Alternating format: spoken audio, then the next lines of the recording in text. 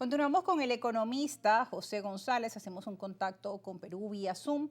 Muy buenas tardes, volvemos a retomar el contacto. Nos habíamos quedado en esas expectativas sobre la nueva gestión de Donald Trump para el enero 2025 cuando asuma su segundo mandato.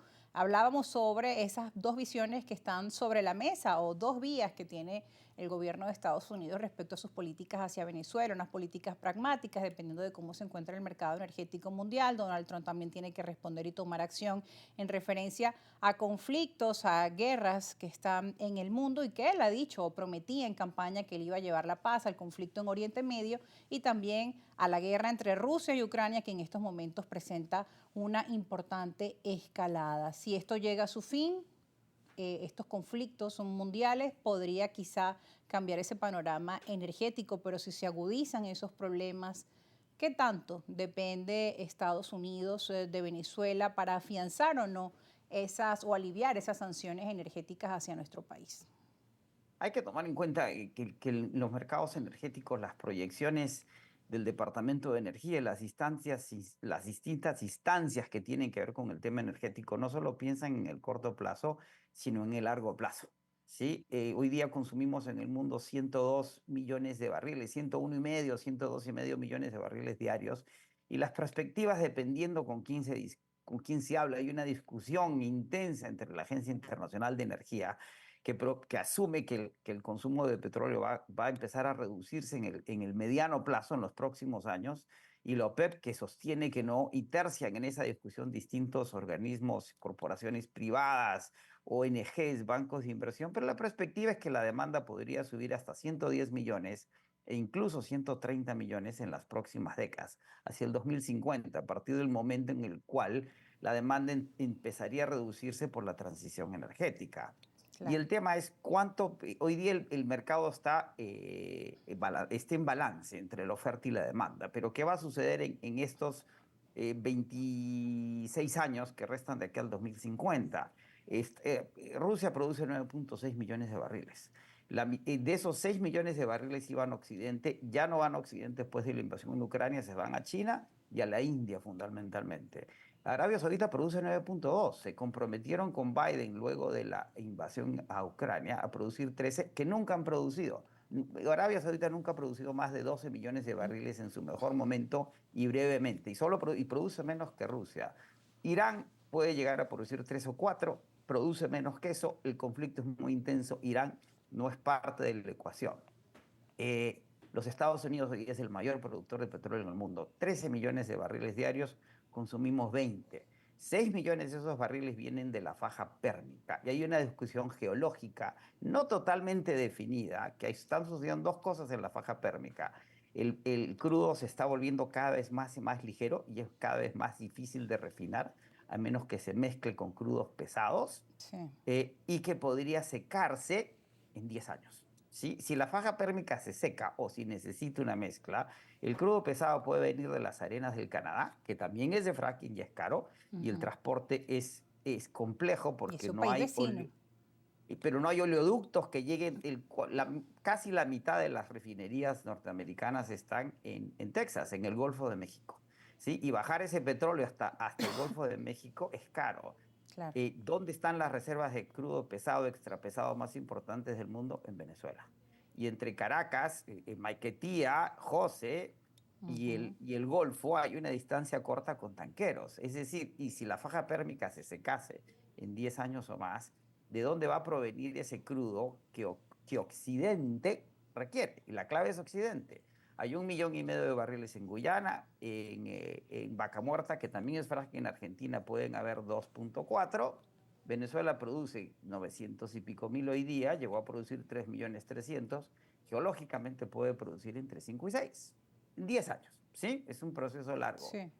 Cuando uno piensa en los próximos 2 o 3 décadas, Venezuela puede llegar a ser una alternativa más conveniente, menos costosa, ¿sí? Porque es petróleo convencional en el sentido que no es petróleo de esquisto, es no convencional porque es pesado, extrapesado y ultrapesado, hay el de la faja, pero es un petróleo que podría ser estratégicamente más valioso para Occidente que cualquier otra alternativa a mano. Y de nuevo, recordemos que si se produce más petróleo, el costo el precio cae y el precio el fracking es caro. Es caro de producir y es ecológicamente muy dañino por el uso del agua.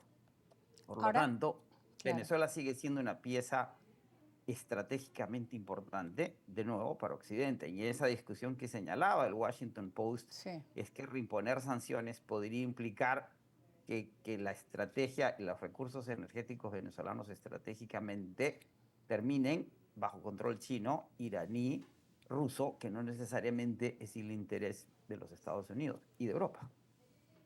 Además mencionaba usted, profesor González, el tema de cómo, además de esta situación que se presenta desde el punto de vista pragmático, también Donald Trump ha tomado medidas en el pasado que han sorprendido al mundo, reunirse con Kim Jong-un, Ujú. bueno, la reunión con el presidente de China, en fin. Es posible también esperar que el presidente Donald Trump pueda reunirse quizá con el presidente de Venezuela, Nicolás Maduro, tomando en cuenta esta situación energética y quizá pues adelantar algunas gestiones en este sentido o tomar esas decisiones pragmáticas de seguir con ese alivio a las sanciones con el tema energético. Lo había manifestado en el pasado, en privado, entre sus asesores. Y hay que recordar, y es una lectura general en los Estados Unidos, que el electo Trump es una persona más transaccional que transnacional, ¿sí? No piensa en los términos en los que piensa un presidente como Biden, que tuvo 36 años en el Senado, 8 años de vicepresidente, 4 años de presidente, que piensa en las dinámicas complejas transnacionales. Donald Trump es un negociador por excelencia, manejó así su primera presidencia, esas son sus propuestas en términos de tarifas, subo las tarifas para que me bajen los precios, le subo las tarifas a México si es que no me controla la migración, sí, es muy transaccional, eso tiende a enfrentarse a acuerdos, convenios, leyes que impiden que muchas de las cosas que él quiso hacer o quisiese hacer pudieran tener una realización. En política exterior él tiene mucha capacidad de negociación por orden ejecutiva, particularmente en lo que se refiere a venezolana, si no se aprueba esa ley que ha Sí. sido aprobada en primera instancia, que de alguna forma le amarraría las manos. Sin embargo, tiene las licencias y las cartas de confort que dependen del Departamento de Tesoro y de una orden ejecutiva.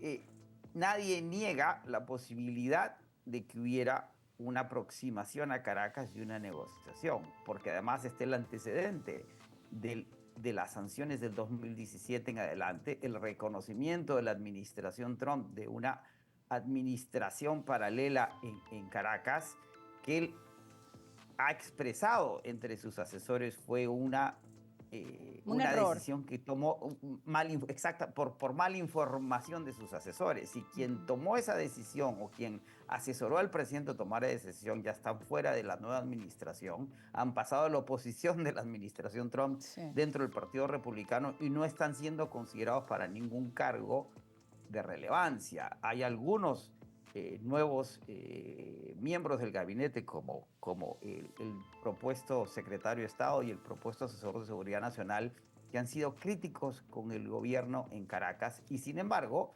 están siendo elegidos por su lealtad al presidente Trump, el que va a tener sin duda, lo que dice el Washington Post en esa columna mencionada, la última palabra.